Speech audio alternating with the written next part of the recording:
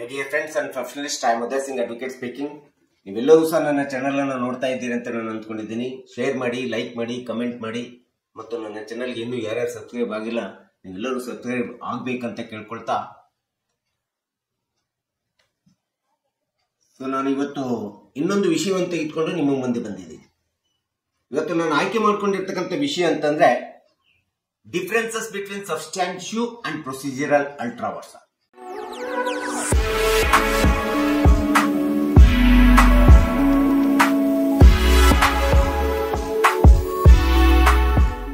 ಎರಡು ವಿಷಯದ ಬಗ್ಗೆ ನಾನು ಈಗಾಗಲೇ ವಿಡಿಯೋವನ್ನು ಮಾಡಿದ್ದೀನಿ. ಆದರೆ ಸಬ್ಸ್ಟಾನ್ಟಿವ್ ಅಲ್ಟ್ರಾ ವರ್ಸ ಮತ್ತು ಪ್ರೊಸೀಜರಲ್ ಅಲ್ಟ್ರಾ ವರ್ಸ ಈ ಎರಡು ಕಾನ್ಸೆಪ್ಟ್ ನಲ್ಲಿ ಏನು ವ್ಯತ್ಯಾಸ ಇದೆ, ಏನು ಡಿಫರೆನ್ಸಸ್ ಇದೆ ಎಂಬತಕ್ಕಂಥದ್ರ ಬಗ್ಗೆ ಈ ವಿಡಿಯೋ ಮೂಲಕ ಒಂದಿಷ್ಟು ಸ್ವಲ್ಪ ತಿಳ್ಕೊಳ್ಳಿಕ್ಕೆ ಪ್ರಯತ್ನ ಮಾಡೋಣ. ಸೊ ಮೊಟ್ಟ ಮೊದಲನೇದಾಗಿ ಸಬ್ಸ್ಟಾನ್ಟಿವ್ ಅಲ್ಟ್ರಾ ವರ್ಸದೊಳಗಡೆ ಕಾನೂನು ಕಾಯ್ದೆಗಳ ನಿಯಮಗಳ ಉಲ್ಲಂಘನೆ ಆಗುತ್ತಕ್ಕಂಥದ್ದನ್ನು ನಾವು ನೋಡ್ತೀವಿ. ಆದ್ರೆ ಪ್ರೊಸೀಜರಲ್ ಅಲ್ಟ್ರಾ ವರ್ಸದಲ್ಲಿ ಏನಾಗುತ್ತೆ ಅಂತಂದ್ರೆ ಕಾನೂನು ಕಾಯ್ದೆ ನಿಯಮಗಳನ್ನ ಸರಿಯಾಗಿ ಕ್ರಮಬದ್ಧವಾಗಿ ಪಾಲನೆ ಮಾಡಿರೋದಿಲ್ಲ. ಸೊ ಇದು ಅತಿ ಪ್ರಮುಖವಾದಂತ ಮೊಟ್ಟ ಮೊದಲನೇ ವ್ಯತ್ಯಾಸ ಸಬ್ಸ್ಟಾನ್ಟಿವ್ ಮತ್ತು ಪ್ರೊಸೀಜರಲ್ ಅಲ್ಟ್ರಾ ವರ್ಸದಲ್ಲಿ ಇರ್ತಕ್ಕಂಥ ವ್ಯತ್ಯಾಸ ಅಂತೇಳಿ ನಾವು ಹೇಳ್ಬೋದು. ಇನ್ನು ಎರಡನೇ ಒಂದು ಅತಿ ಪ್ರಮುಖವಾದಂತ ವ್ಯತ್ಯಾಸ ಅಂತಂದ್ರೆ ಸಬ್ಸ್ಟಾನ್ಟಿವ್ ಅಲ್ಟ್ರಾ ವರ್ಸದೊಳಗಡೆ ಕಾನೂನು ಕಾಯ್ದೆಗಳು ಉಲ್ಲಂಘನೆ ಆಗಿದೆ ಎಂದು ಘೋಷಿಸಲಾಗ್ತದೆ. ಆದ್ರೆ ಪ್ರೊಸೀಜರಲ್ ಅಲ್ಟ್ರಾ ವರ್ಸದೊಳಗಡೆ ಸ್ಪಷ್ಟವಾದಂತ ಕ್ರಮಗಳನ್ನ ತೆಗೆದುಕೊಳ್ಳದೆ ಆದೇಶಗಳನ್ನ ಮಾಡಲಾಗಿದ್ದು ಆ ಮಾಡಿರ್ತಕ್ಕಂಥ ಆದೇಶಗಳು ಇನ್ವ್ಯಾಲಿಡ್ ಆಗಿದ್ದಾವೆ, ವೈಡ್ ಆಗಿದ್ದಾವೆ ಎಂಬತಕ್ಕಂಥದ್ದನ್ನ ಹೇಳುವಂತ ಒಂದು ಅಂಶವನ್ನು ಪ್ರೊಸೀಜರಲ್ ಅಲ್ಟ್ರಾ ವರ್ಸದಲ್ಲಿ ಕಾಣ್ತೀವಿ. ಆದೇಶಗಳು ಕ್ರಮಬದ್ಧವಾಗಿಲ್ಲ, ಸ್ಪಷ್ಟವಾಗಿಲ್ಲ ಅಂತೇಳಿ ಹೇಳ್ತದೆ. ಆದ್ರೆ ಲಾ ರಿಮೈನ್ಸ್ ವ್ಯಾಲಿಡ್ ಆಗಿರ್ತದೆ. ಆದೇಶಗಳು ಇನ್ವ್ಯಾಲಿಡ್ ಆಗಿದೆ ಅಂತ ಹೇಳ್ತದೆ. ಆದ್ರೆ ಕಾನೂನು ಯಾವತ್ತೂ ಕೂಡ ರಿಮೈನ್ ವ್ಯಾಲಿಡ್ ಆಗಿದೆ ಎಂಬತಕ್ಕಂಥದ್ದನ್ನ ನಾವು ಪ್ರೊಸೀಜರಲ್ ಅಲ್ಟ್ರಾ ವರ್ಸದಲ್ಲಿ ಕಾಣ್ತೀವಿ. ಇದು ಎರಡನೇ ಒಂದು ವ್ಯತ್ಯಾಸವನ್ನು ನಾವು ನೋಡ್ತಾ ಇದ್ದೀವಿ. ಇನ್ನು ಸಿಪಿಸಿ ಸೆಕ್ಷನ್ ಸಿಪಿಸಿ 1908 ಸಬ್ಸ್ಟಾನ್ಟಿವ್ ಅಲ್ಟ್ರಾ ವರ್ಸದೊಳಗಡೆ ಬಂದಂತ ಸಂದರ್ಭದೊಳಗಡೆ ಸಿಪಿಸಿ ಸೆಕ್ಷನ್ 9 ಇರ್ಬೋದು, 122 ಇರ್ಬೋದು, ಸಿಪಿಸಿ ಸೆಕ್ಷನ್ 151 ಇವೆಲ್ಲವುಗಳು ಕೂಡ ಸಬ್ಸ್ಟಾನ್ಟಿವ್ ಅಲ್ಟ್ರಾ ವರ್ಸಕ್ಕೆ ಅಟ್ರಾಕ್ಟ್ ಆಗ್ತವೆ.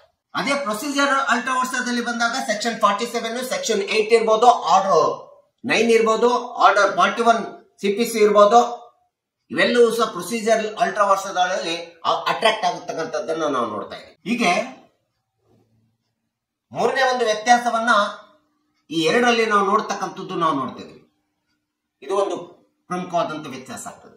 ಇನ್ನು ನಾಲ್ಕನೇ ವ್ಯತ್ಯಾಸ ಅಂತಂದ್ರೆ ಸಬ್ಸ್ಟಾನ್ಟಿವ್ ಅಲ್ಟ್ರಾ ವರ್ಸದೊಳಗಡೆ ಹೈಕೋರ್ಟಿನ ರೂಲ್ಸ್ ಅಂಡರ್ ಸೆಕ್ಷನ್ 122 ಸಿಪಿಸಿಗೆ ಸಿಪಿಸಿ 1908 ಯಾವತ್ತು ಕೂಡ ಕಾಂಟ್ರಡಿಕ್ಟರಿ ಆಗಿರ್ತದೆ ಸಬ್ಸ್ಟಾನ್ಟಿವ್ ಅಲ್ಟ್ರಾ ವರ್ಸದೊಳಗಡೆ.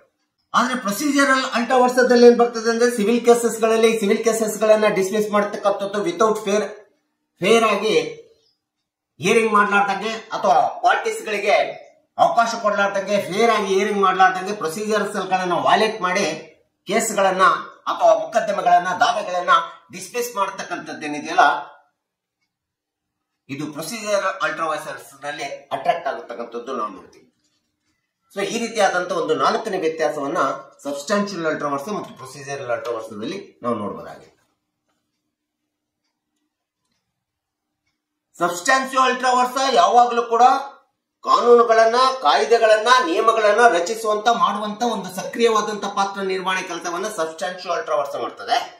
ಆದ್ರೆ ಪ್ರೊಸೀಜರಲ್ ಅಲ್ಟ್ರಾ ವರ್ಸ ಯಾವತ್ತೂ ಕೂಡ ಆದೇಶಗಳನ್ನ ಪ್ರಕ್ರಿಯೆಗಳನ್ನ ಕ್ರಮಗಳನ್ನ ಸ್ಪಷ್ಟವಾಗಿ ಸರಿಪಡಿಸುವಂತ ಕ್ರಿಯೆಯನ್ನ ಕ್ರಮವನ್ನ ಈ ಒಂದು ಪ್ರೊಸೀಜರಲ್ ಅಲ್ಟ್ರಾ ವರ್ಸ ಮಾಡ್ತಕ್ಕಂಥದ್ದು ನಾವು ನೋಡ್ತಾ ಇದ್ದೀವಿ.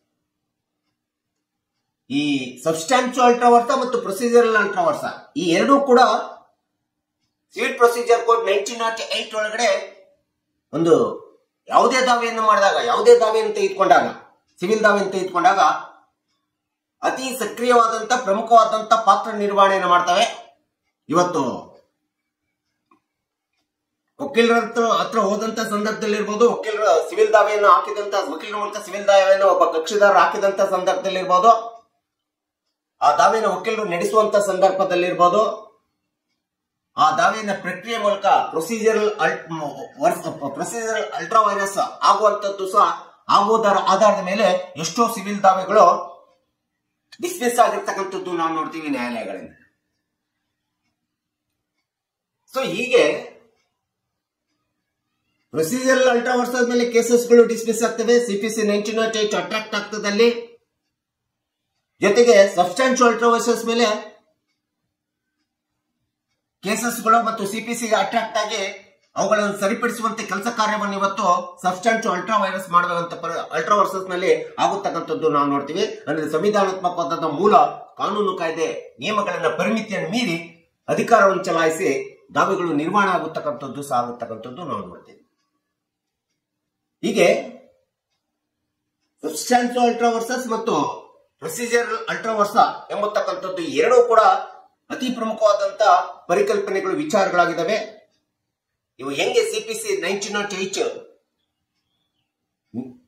ತತ್ವಗಳಿಗೆ, ಕಾನೂನು ಕಾಯ್ದೆಗಳೇ ಅಟ್ರಾಕ್ಟ್ ಆಗ್ತವೆ, ಮತ್ತೆ ಹೇಗೆ ಸಿವಿಲ್ ದಾವೆಯ ಮೇಲೆ ತಮ್ಮದೇ ಆದಂತ ಪರಿಣಾಮವನ್ನು ಬೀರ್ತವೆ ಎಂಬತಕ್ಕಂಥದ್ದನ್ನ, ಈ ವ್ಯತ್ಯಾಸವನ್ನ, ಈ ಸಂಕ್ಷಿಪ್ತವಾದಂತ ವ್ಯತ್ಯಾಸವನ್ನ ನಾನು ಈ ವಿಡಿಯೋ ಮೂಲಕ ನಿಮ್ಮ ಮುಂದೆ ಇಟ್ಟಿದ್ದೇನೆ. ದಯವಿಟ್ಟು ಈ ವಿಡಿಯೋ ಇಷ್ಟ ಆಗಿದ್ರೆ ಶೇರ್ ಮಾಡಿ, ಲೈಕ್ ಮಾಡಿ, ಕಮೆಂಟ್ ಮಾಡಿ, ಮತ್ತು ನನ್ನ ಚಾನೆಲ್ಗೆ ಇನ್ನೂ ಯಾರು ಸಬ್ಸ್ಕ್ರೈಬ್ ಆಗಿಲ್ಲ ದಯವಿಟ್ಟು ಸಬ್ಸ್ಕ್ರೈಬ್ ಆಗ್ಬೇಕಂತ ಹೇಳಿ ಕೇಳ್ಕೊಳ್ತಾ, ಸೊ ಇವತ್ತಿನ ವಿಷಯಕ್ಕೆ ವಿರಾಮವನ್ನು ಹೇಳ್ತೀನಿ. ನಾನು ಇನ್ನೊಂದು ವಿಷಯ ತೆಗೆದುಕೊಂಡು ನಿಮ್ಮ ಮುಂದೆ ಬರ್ತೀನಿ. ಜೈ ಹಿಂದ್, ಜೈ ಕರ್ನಾಟಕ.